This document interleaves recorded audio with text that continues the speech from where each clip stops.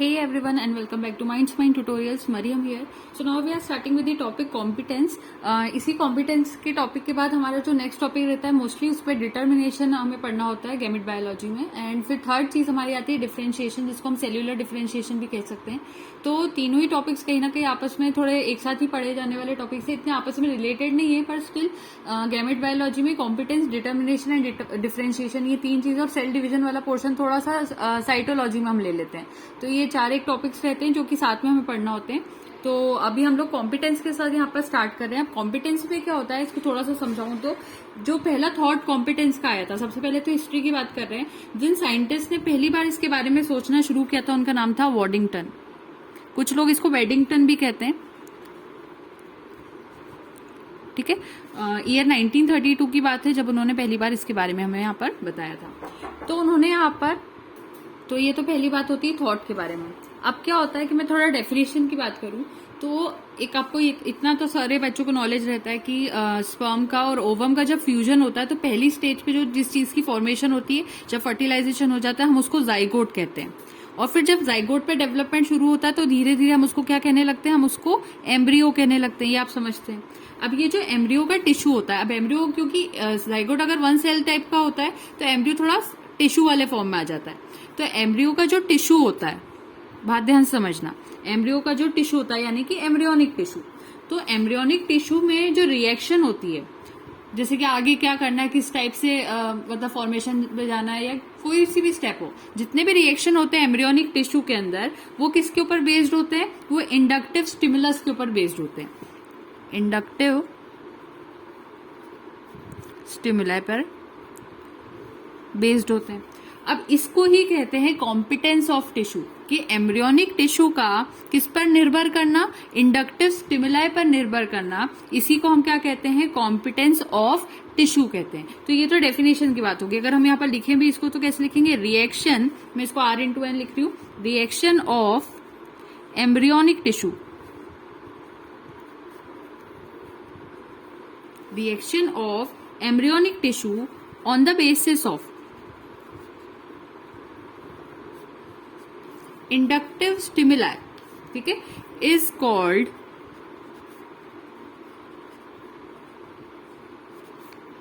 Competence of tissue. समझ में आती बात. अब ये जो कॉम्पिटेंस होता है ना, कॉम्पिटेंस, इसकी अगर हम बात करें, एक तरह की फिजियोलॉजिकल स्टेट होती है. अगर कोई पूछ ले ये है क्या चीज, कोई टिश्यू का नाम है क्या, नहीं, ये एक तरह की फिजियोलॉजिकल स्टेट होती है जिसमें कि जो टिश्यू होता है वो रिएक्ट करता है किसके बदले, किसी भी इंडक्टिव स्टिमुलाई या फिर आप उसको एक्शन भी कह सकते हो, उसके बदले करता है. और ये चीजें होना है तो वो एक डेफिनेट पीरियड पे ही होगी, क्योंकि ऐसा थोड़ी होता है कि जब ह्यूमन का फॉर्मेशन हो गया, वो ओल्ड एज में चला गया, तब जाके वहां पर कॉम्पिटेंस शुरू हो रहा है. ऐसा नहीं होगा. जब वो एम्ब्रियोनिक टिश्यू के फॉर्म में है तभी वहां पर वो इंडक्टिव स्टिमुलाई का उसके ऊपर डिपेंडेंसी जो होती है उसी को हम कॉम्पिटेंस कहते हैं. तो आप समझ सकते हो कि competence is a physiological state in which tissue can react against inductive action in a definite period या फिर duration. समझ में आती बात. अब हो सकता है थोड़ा सा कंफ्यूजिंग लग रहा हो. अब इसका एग्जांपल लेके समझते हैं इसी चीज को. क्या हो रहा है, फॉर एग्जांपल अगर हम एक टिश्यू की बात कर रहे हैं, टिश्यू की बात करें तो मान लो आपका टिश्यू का एग्जाम्पल आप ले रहे हो यहाँ पर एक्टोडर्मल टिश्यू का. अब जो एक्टोडर्मल टिश्यू होता है ये कॉम्पिटेंट होता है. डेवलपमेंट के टाइम की बात हो रही है, हाँ, एम्ब्रियोनिक डेवलपमेंट की. तो जो एक्टोडर्मल टिश्यू होता है वो कॉम्पिटेंट होता है, is competent for some time. कुछ टाइम के लिए क्या होता है, एक्टोडर्मल टिश्यू कॉम्पिटेंट होता है. तो अभी मैंने बताया था कि अगर कोई टिश्यू की बात हो रही है, रिएक्शन हो रहा है अगर एम्ब्रियोनिक टिश्यू का, वो भी किसके बेसिस पर हो रहा है, किसी भी इंडक्टिव स्टिमुलाई के बेसिस पर होता है. तो अगर यहाँ पर टिश्यू की बात हो रही है, समटाइम की भी बात हो रही है, तो वहां पर एक इंडक्शन की भी बात होना चाहिए. तो इंडक्शन किसका होगा, तो मान लो अकॉर्डिंग टू, यहाँ पे जो इंडक्शन है हम ले रहे हैं न्यूरल इंडक्शन. न्यूरल इंडक्शन इसको क्या कह सकते हैं हम, कि during development ectodermal tissue is competent for some time according to neural induction. Therefore हम कह सकते हैं कि it becomes competent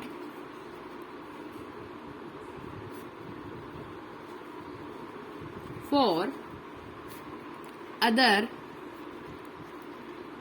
type of induction दूसरे इंडक्शन के लिए भी कॉम्पिटेंट हो सकता है, सच एज जैसे कि लेंस बनाना हो सकता है। ठीक है, तो अगर मैं इसको डिस्क्राइब करूं तो जेनेटिकली अगर मैं बात करती हूँ तो जो स्पेशल तरह के जीन्स होते हैं वो थोड़ी ही देर के लिए ससेप्टिबल होते हैं। स्पेशल तरह के जो भी जीन्स हो गए बॉडी के अंदर वो थोड़ी देर के लिए ससेप्टिबल हो गए और फिर उसके बाद वो एक्टिव भी हो सकते हैं, वो इनएक्टिव भी हो सकते हैं किसी भी तरह के टिश्यू के लिए। समझ में आ रही बात? जैसे कि अगर हम इसको एग्जाम्पल से समझे तो मान लो कि आपके पास कोई जीन है, फॉर एग्जाम्पल वो आईज बनाने का, आईज की कलर करने का जीन है, तो ये जीन थोड़ी देर के लिए क्या हो जाएगा, ससेप्टिबल हो जाएगा। अभी ना वो मतलब कुछ भी आप उसके ऊपर करवा सकते हैं, तो वो बाद में जाकर एक्टिव भी हो सकता है, वो इनएक्टिव भी हो सकता है, और उसके बाद वो किसी भी तरह के टिश्यू के आगे फॉर्मेशन में भी हेल्प कर सकता है। तो द स्पेशल टाइप जो जैसे जेनेटिकली अगर मैं बात करती हूँ तो जो स्पेशल जीन्स होते हैं are susceptible for short period of time to become active और inactive for such type of tissues. तो समझ में आ रही बात? जैसे कि एक्टोडर्मल टिश्यू जो है वो आपने अभी न्यूरल इंडक्शन करवाया, तो जब तक थोड़े देर के लिए जब तक वो न्यूरल इंडक्शन के अंदर है तो एक्टोडर्मल टिश्यू न्यूरल चीजें बनाने में, काम करने में हेल्प करेगा। जो भी न्यूरल चीज होगी आप उसमें समझ सकते हो कि क्या क्या चीज आ सकती है, जैसे कि न्यूरुला स्टेज होना है, वो सब जो चीज है वो सब चीजें वो करवाएगा, लेकिन वो सिर्फ थोड़ी देर के लिए करवाएगा। अगर आपने देर कर दी और एक्टोडर्मल टिश्यू पे वो जो न्यूरल इंडक्शन था वो खत्म हो गया तो फिर आप वो चीजें नहीं करवा पाओगे। क्योंकि ये सब चीजें हमें कैसे पता चली कि हमने एक एक्सपेरिमेंट करा। क्या अभी तो मान लो कि एक्टोडर्मल टिश्यू जिस एम्ब्रियो का हमने लिया था वो वहीं पर उसका जहां डेवलपमेंट हो रहा था वहीं हमने इंडक्शन करवाया तो वहां उसका कॉम्पिटेंस हो रहा था। बाद में उन्होंने क्या कहा, उन्होंने कहा कि मान लो कि ये जो एक्टोडर्म है, एक्टोडर्म, अगर हम इस एक्टोडर्म को ट्रांसप्लांट करें दूसरे एम्ब्रियो में, ये एक एम्ब्रियो है, उस एम्ब्रियो में से लेकर एक्टोडर्म को आपने क्या करा, ट्रांसफर करवा दिया, ट्रांसप्लांट करवा दिया।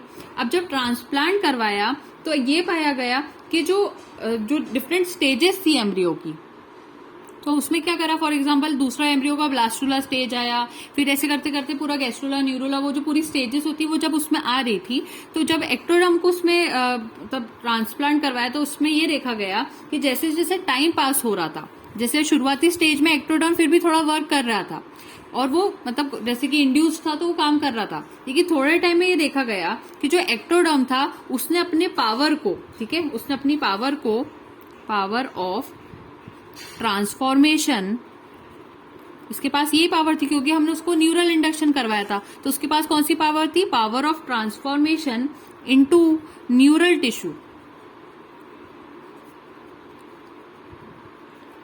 वो उसने खो दिया। धीरे धीरे उसमें कम होने लगा। ब्लास्टुला में फिर भी थोड़ा वर्क कर रहा था क्योंकि अभी शुरुआत में हमने उसको फ्रेशली न्यूरल इंडक्शन करवाया था। धीरे धीरे वो पावर उसकी जाती जा रही थी। So as time passes ectoderm gradually loses the power of transformation into neural tissue. फिर उसके बाद जब एक्टोडर्म को ट्रांसप्लांट करवाया after a very long duration, बहुत लंबे टाइम के बाद फिर वापस से जब ट्रांसप्लांट करवाया तो ये देखा कि it develops only in the form of epidermis, not in any tissue और ऑर्गन। अब तो वो न्यूरल टिश्यू बनाने के किसी भी तरह की कैपेबल रह ही नहीं गई थी। अब वो सिर्फ क्या बना पा रही थी, वो वहां पर एपिडर्मिस को बना पा रही थी।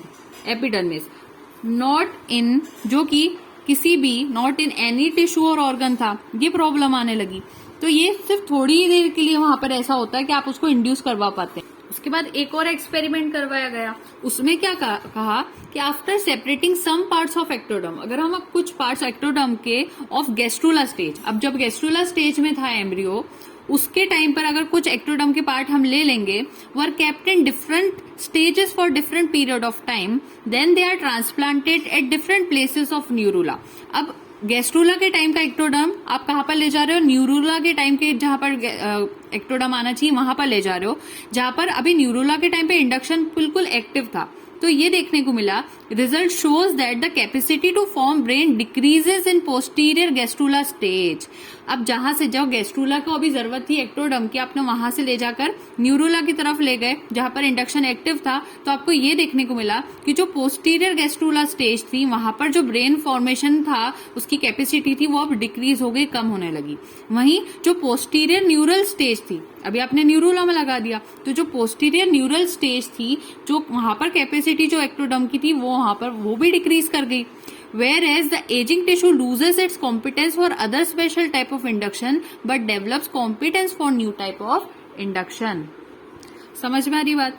तो अभी हमारे पास क्या हो रहा था, यहाँ पर हमने इतना समझा कि एक पर्टिकुलर टाइम तक ही आप वो करवाएंगे तो वो अच्छे से वर्क कर पाएगा। यहाँ पर ये हुआ कि जहां पर से गैस्ट्रूला वाली स्टेज में से आपने एक्टोडर्म ली तो गैस्ट्रूला वाली स्टेज भी गड़बड़ होगी, और जो न्यूरुला वाली स्टेज थी, क्योंकि इस टाइम पे जब गैस्ट्रूला के टाइम पे हम जब एक्टोडर्म ले रहे हैं वहां पर इतना अच्छा एक्टिव टाइप का इंडक्शन तो हुआ नहीं था, थोड़ा लेट टाइप का था। न्यूरुला में भले इंडक्शन एक्टिव था लेकिन आप जो एक्टोडर्म थी वो तो वहां गैस्ट्रूला की तरफ से लाए थे, इसलिए दोनों में थोड़ी सी प्रॉब्लम आई। कि रिजल्ट ने हमें ये बताया कि जो ब्रेन की कैपेसिटी थी वो डिक्रीज कर गई पोस्टीरियर गैस्ट्रूला स्टेज में भी, और जो पोस्टीरियर न्यूरल स्टेज थी उसमें भी कैपेसिटी ऑफ एक्टोडर्म क्या हो गई, डिक्रीज कर गई। तो दोनों ही केसेस में प्रॉब्लम हमें देखने को मिली। वेयर एज अगर हम देखें कि जो एजिंग टिश्यू होते हैं, जैसे जब एज बढ़ने लगती है जिस टिश्यू की, उसकी मतलब सेनिसेंस की तरफ वो जा रहा है और डेथ की तरफ वो जा रहा है, तो एजिंग टिश्यू जो होता है उसके अंदर अगर आप देखोगे तो उसके अंदर कॉम्पिटेंस की एबिलिटी ही लूज कर जाती है, यानी कि अब वो किसी भी दूसरे तरह के इंडक्शन से एक्टिव नहीं हो पाएगा। वो वाली प्रॉब्लम उसमें हमें देखने को मिली। उसमें रिएक्शन ऑफ एम्ब्रियोनिक टिश्यू हमें देखने को नहीं मिलता इंडक्टिव स्टिमुलाई के ऊपर, इसका मतलब उसके पास कॉम्पिटेंस नहीं बचा है। तो ये चीज देखने को मिलती है for other special type of induction, but develops competence for new type of induction. अगर आप कोई नया तरह का इंडक्शन लाए जो कि थोड़ा डिफरेंट है, आज तक उसने जो देखा उसके अलावा आप कोई नया तरह का इंडक्शन लाएंगे तो थोड़ा बहुत वो कॉम्पिटेंस वहां पर शो कर सकता है, वो डेवलप कर सकता है। ये एक एक्सपेरिमेंट में हमें देखने को मिला। दूसरी बात हमने ये देखी कि जो एक्टोडर्म थी, दस the ectoderm which has lost the neural competence. अब वो जो एक्टोडर्म थी जिसने यहाँ पर न्यूरल कॉम्पिटेंस जो था वो लॉस्ट कर दिया, क्योंकि आप उसको कहाँ से लाए थे, गैस्ट्रूला की तरफ से लाए थे।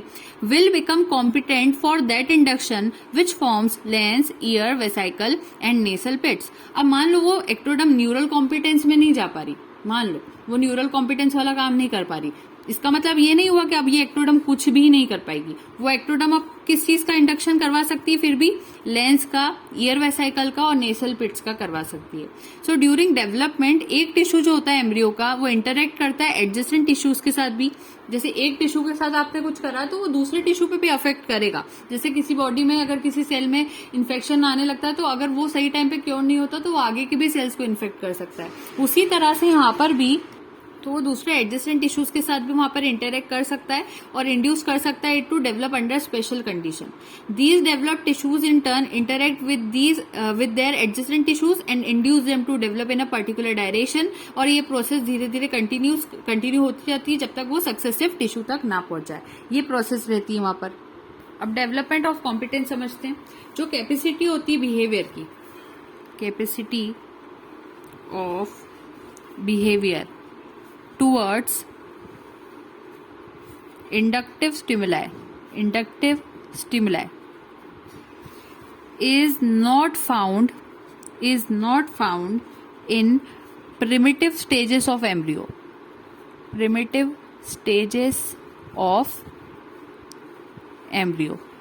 हमें जो कैपेसिटी होती है कि इंडक्टिव स्टिमुलाई मिलने के ऊपर वो किस टाइप से रिएक्ट करेगा, वो जो रिएक्शन आती है इंडक्टिव स्टिमुलाई पे, वो हम अगर प्रिमिटिव स्टेजेस ऑफ एम्ब्रियो में देखने जाएंगे तो वहां पर हमें वो नहीं मिलती है। हमें देखने को बिल्कुल भी वहां पर ये चीजें नहीं मिलेगी। सिर्फ कहां पर मिलेगी, जो कॉम्पिटेंस होता है, समझना बात को, जो कॉम्पिटेंस होता है वो हमें देखने को मिलता है ओनली इन गैस्ट्रूला स्टेज। सिर्फ कहाँ देखने को मिलता है, गैस्ट्रूला स्टेज के अंदर ही देखने को मिलता है। अगर आप ढूंढने जाओगे कि आप प्रिमिटिव क्लीवेज स्टेज में या फिर आप ब्लास्टूला स्टेज में ढूंढ लोगे कॉम्पिटेंस को तो आपको वहां पर नहीं मिलेगा। तो जो प्रिमिटिव क्लीवेज स्टेज होती है, ब्लास्टूला स्टेज होती है, वहां पर आपको कॉम्पिटेंस देखने को नहीं मिलता, लेकिन गैस्ट्रूला स्टेज होती है जहां पर आपको कॉम्पिटेंस देखने को मिल जाता है। अब रीजन क्या है, क्योंकि क्या होता है ना, जो गैस्ट्रूला स्टेज होती है उस टाइम पे अगर हम बात करें वहां पर आरएनए ट्रांसक्रिप्शन हो रहा होता है, और जहां आरएनए ट्रांसक्रिप्शन होता है वहीं पर हमें कॉम्पिटेंस आसानी से मिल जाता है। तो इसका रीजन भी हम यहाँ पर ये नोट कर लेते हैं कि यहाँ पर हमें आरएनए का ट्रांसक्रिप्शन देखने को मिलता है। आरएनए ट्रांसक्रिप्शन हमें यहाँ पर देखने को मिलता है। और स्पेसिफिक होकर बात करें कौन सा आरएनए, तो वो mRNA रहता है जिसका ट्रांसक्रिप्शन वहां पर हो रहा होता है। तो जैसी गैस्ट्रूला स्टेज होती है ना, जैसे यहाँ पर गैस्ट्रूला स्टेज की बिगिनिंग होगी तो उसके जस्ट पहले वहां पर mRNA का ट्रांसक्रिप्शन शुरू हो जाता है, और जैसे ही mRNA का ट्रांसक्रिप्शन शुरू होता है, गैस्ट्रूला स्टेज शुरू होती है, तो उसका कॉम्पिटेंस वहां पर पॉसिबल होता है। तो यहाँ पर आपको हमेशा याद रखना है इस बात को कि क्योंकि ऑब्जेक्टिव में ये क्वेश्चन आ जाता है कि गैस्ट्रुलर स्टेज कहाँ पर, मतलब क्यों गैस्ट्रुलर स्टेज में हमें कॉम्पिटेंस देखने को मिल रहा है। तो competence is present only in gastrular stage because RNA transcription occurs here और mRNA transcription starts just before the beginning of gastrulation, ये भी याद रखना है।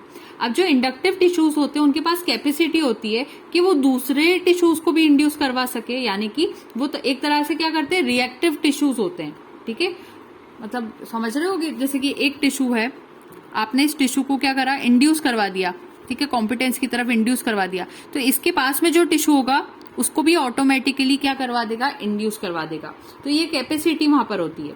वेरेस जो रिएक्टिव टिश्यू होते हैं वो फिर वहां पर एक्शन भी परफॉर्म कर लेते हैं, जल्दी से रिएक्ट करा तो एक्शन भी परफॉर्म करने को मिलेगा। तो अब यहाँ पर आपको ये बात समझ में आना चाहिए कि जो इंडक्टिव टिश्यूज होते हैं, इंडक्टिव टिश्यूज होते हैं, उनके पास कैपेसिटी होती है कि वो दूसरों को इंड्यूस कर पाए, क्योंकि देखो इसको आपने इंड्यूस करा है तो वो दूसरे को इंड्यूस करवा देगा। लेकिन जो रिएक्टिव टिश्यू होते हैं, जिनके ऊपर रिएक्शन होने वाली है या हो रही है, जो रिएक्टिव टिश्यू होते हैं वो क्या करते हैं, वो एक्शन को परफॉर्म करते हैं। मेन कॉम्पिटेंस वाला एक्शन रिएक्टिव टिश्यू करेंगे और इंडक्टिव टिश्यू दूसरों को इंड्यूस करवाने में हेल्प करेंगे। एक होता है काम करना और एक होता है काम के बारे में कहना। तो कहने का काम कौन कर रहा है, इंडक्टिव टिश्यू कर रहा है, वो दूसरे को कह रहा है कि हाँ चलो काम करो। करवा कौन रहा है, रिएक्ट कौन कर रहा है, एक्शन असल में कौन ले रहा है, वो होते हैं रिएक्टिव टिश्यू। तो इन दोनों का बेसिक डिफरेंस आपको बहुत क्लियरली पता होना चाहिए। अब क्या होता है, ये रिएक्टिव टिश्यू जो होते हैं ये रोल प्रोवाइड करते हैं for active work to the catalyst. ये किस तरह से होते हैं, मान लो जैसे कैटलिस्ट होता है ना, उस तरह के होते हैं। सॉरी, कैटलिस्ट नहीं, गलत कह रही हूं मैं यहाँ पर, एक मिनट, इनको कहना चाहिए ऊपर वालों को। जो जैसे इंडक्टिव टिश्यू है वो कैटलिस्ट की तरह काम कर रहे हैं। जैसे कैटलिस्ट होता है ना, कोई रिएक्शन में हम कैटलिस्ट जैसे लगाते हैं तो वो रिएक्शन होने लग जाती है, उसी तरह से इंडक्टिव टिश्यू भी थे, वो बस कैटलिस्ट जैसा काम कर रहे हैं। तो रिएक्टिव टिश्यू क्या करते हैं, वो जो कैटलिस्ट आए हैं, जो जैसे इनको इंडक्शन मिलता है रिएक्टिव टिश्यू को, ये अपना एक्टिव वर्क शुरू कर देते हैं। तो इंडक्टिव टिश्यू यहाँ पर कैटलिस्ट की तरह वर्क कर रहा है और वो रिएक्टिव टिश्यू को यहाँ पर क्या करवा रहा है, यहाँ इंड्यूस करवा रहा है, जिससे कि वो अपना एक्टिव वर्क शुरू कर पाए। समझ में आ रही बात, बेसिक सी बातें कर रहे हैं हम लोग अभी तक, ये हो गया। और उसके बाद एक चीज होती है कि जो इनएक्टिव रोल होता है वो भी सिमिलर टिश्यूज तक पहुंच जाता है। जो कुछ रोल नहीं करने के वो भी सिमिलर टिश्यूज, अगर कुछ करना है तो वो करेंगे और नहीं करना है तो वो नहीं करेंगे, जो भी रोल्स रहते हैं उसके ऊपर रहता है वो। तो जो रेसिप्रोकल एक्शन सिस्टम होता है in various animals includes a catalyst reaction sequence in both the directions which is called reciprocal action. ये एक रेसिप्रोकल जैसी चीज होती है, आपने इंडक्शन करवाया तो वहां पर रिएक्शन आएगी, आपने इंडक्शन नहीं करवाया तो रिएक्शन नहीं आएगी। तो जैसा वो रेसिप्रोकेट करता है एक तरह से, वो कि जो भी कैटलिस्ट है वो जब कैटलिस्ट है और रिएक्शन है उसका सीक्वेंस तो तभी बनेगा ना जब दोनों अपना काम करेंगे। तो यहाँ पर जो रेसिप्रोकल एक्शन सिस्टम होता है वेरियस एनिमल्स में, उसमें एक होता है कैटलिस्ट और दूसरा होता है रिएक्शन सीक्वेंस, जो कि दोनों ही डायरेक्शन में काम करता है और इसको कहा जाता है रेसिप्रोकल एक्शन। इसका बेस्ट एग्जाम्पल अगर मैं दूं तो यहाँ पर क्या हो जाएगा, अब एग्जाम्पल की बात करते हैं। अच्छा, यहाँ पर मैंने आपको एक चीज और टर्म पढ़ाई, रेसिप्रोकल एक्शन। ठीक है, रेसिप्रोकल एक्शन में आपकी डेफिनेशन अगर लिखना हो तो लिखना, the reciprocal action system in various animals includes a catalyst dash reaction sequence in both the directions which is called reciprocal action. ये डेफिनेशन होगी। अब बेस्ट एग्जांपल की बात करते हैं। तो जो मॉर्फोजेनेटिक्स होता है वर्टिब्रेट लिम्ब का, मॉर्फो ऑफ वर्टिब्रेट लिम्ब का, इसमें ये देखने को मिलता है कि जब 60 आवर्स का इंक्यूबेशन हो जाता है, आफ्टर 60 आवर्स ऑफ इंक्यूबेशन, जो थिकनेस होती है विंग बर्ड्स की इन द एम्ब्रियो ऑफ चिक, वो वहां पर apical ectodermal ridge of apical portion of ectoderm को फॉर्म कर लेती है। समझ में आ रही बात, जैसे ही 60 आवर्स का इंक्यूबेशन हुआ, मॉर्फोजेनेटिक्स ऑफ वर्टिब्रेट लिम्ब आप समझ रहे थे, जैसे ही 60 आवर्स ऑफ इंक्यूबेशन हुआ तो जो थिकनेस थी, थिकनेस ऑफ विंग के बर्ड की जो थिकनेस थी इन दी एम्ब्रियो ऑफ चिक की एम्ब्रियो की जो वो थी उसके अंदर अगर हम बात करते हैं इन दी एम्ब्रियो ऑफ चिक, वो वहां पर क्या कर लेता है, apical ectodermal ridge of apical portion of ectoderm बना लेता है। समझ में आ रही बात? अब इसने यहाँ पर 60 आवर्स में ये चीज बनाई है, ये हो पाया, विंग बर्ड ने एपिकल एक्टोडर्मल रिज ऑफ ये सब चीजें बनाई है। तो अब यहाँ पर ये बात आती कि ये अगर यहाँ पर एक्शन हुआ है तो इस एक्शन के पीछे एक इंडक्शन हुआ होगा, एक कैटेलिस्ट हुआ होगा। वो कैटेलिस्ट कौन था? समझ में आ रही बात? तो वो कैटेलिस्ट का एक्शन इस चीज को करवाने के लिए कैटेलिस्ट का एक्शन हमें मिला था मीजोडर्म से। समझ में आ रही बात? अब मीजोडर्म वो थी जिसने यहाँ पर इंडक्टिव टिश्यू का काम करा, और रिएक्टिव टिश्यू कौन बना यहाँ पर? वो यहाँ पर एक्टोडर्म बनी। तो मीजोडर्म और एक्टोडर्म एक दूसरे से ऐसे यहाँ पर जुड़ाई लेकिन जब वो एक्टोडर्म वाली स्टेज पर आ गया, मान लो अब इसमें क्या हो रहा है कि जैसे कि अगर जो मीजोडर्म है, अगर इस मीजोडर्म को आप ट्रांसप्लांट करोगे on any wound of ectoderm, मान लो एक्टोडर्म में कहीं वुंड आ गया, उसमें उस एक्टोडर्म की वुंड में अब अगर आप मीजोडर्म को लगाओगे तो वहां पर आपको सिमिलर तरह के रिजेस देखने को मिलेंगे। लेकिन जैसे मीजोडर्म के रिजेस होते हैं और एक्टोडर्म के रिजेस होते हैं, नॉर्मली एक जैसे होते हैं। तो अगर एक्टोडर्म को कोई प्रॉब्लम है या आपने मीजोडर्म को यहाँ लाके ट्रांसप्लांट करवा दिया तो रिजेस तो सेम बनेगी। जैसे यहाँ जो रिज बन रही थी ना एक्टोडर्मल का रिज, वही मीजोडर्म लगाने के बाद भी देखने को मिलेगी। बस चेंज क्या वहां पर आएगा कि जो कॉम्पिटेंस है रिज फॉर्मेशन का एक्टोडर्म का, वो वहां स्टॉप हो जाएगा। जो एक्टोडर्म वाला रिज था वो स्टॉप हो जाएगा after the incubation of 65 hours. 65 hours में आपको ये देखने को मिलेगा कि वहां जो इंक्यूबेशन का प्रोसेस चल रहा था वो अब यहाँ पर स्टॉप हो जाएगा, और जो न्यूली फॉर्म्ड एपिकल रिज यहाँ पर बनेगा वो फंक्शन करेगा अब एक तरह के पावरफुल इंडक्शन के साथ। और रिज जब रिमूव हो जाएगा from the growing limb bird in the experiment, इस रिज को जब आप रिमूव कर देंगे, as a result the development of limb is stop. जैसे ही रिज आपने हटाया तो जो लिम्ब का डेवलपमेंट था वो अब यहाँ पर रुक जाएगा। इन कॉन्ट्रास्ट अब दूसरा एपिकल रिज यहाँ पर ट्रांसप्लांट करना पड़ेगा इनटू द लिम्ब बर्ड, फिर उसके बाद 2 लिम्ब्स का डेवलपमेंट होगा फ्रॉम सिंगल प्राइमोर्डियम। इससे हमें ये प्रूव मिल जाता है कि जो एपिकल एक्टोडर्मल रिज था कैटेलाइज करता है आउटग्रोथ ऑफ मीजोडर्म को भी। ठीक है, वो भी एक तरह से अब यहाँ पर कैटेलाइज कर पा रहा है, दोनों चीजें एक दूसरे को कर रहे हैं। तो अगर आप नोट्स लिख रहे हैं तो लिखना है कि ये जो रिएक्टिव टिश्यू है वो पॉइंट आपको समझ में आ गया था। हम यहाँ से इसके बाद बात करते हैं। They provide role of active work to the catalyst, bracket में लिखना induction, and give inactive role to the similar tissues. The reciprocal action system in various animals includes a catalyst reaction sequence in both the direction, which is called reciprocal action. ठीक है, ये बात clear होगी। उसके बाद क्या होता है? The best example of this is the morphogenetics of vertebrate limb. After 60 hours of incubation, the thickness of wing birds in the embryo of chick forms apical ectodermal ridge of apical portion of ectoderm. Its formation occurs according to the catalyzed action of mesoderm.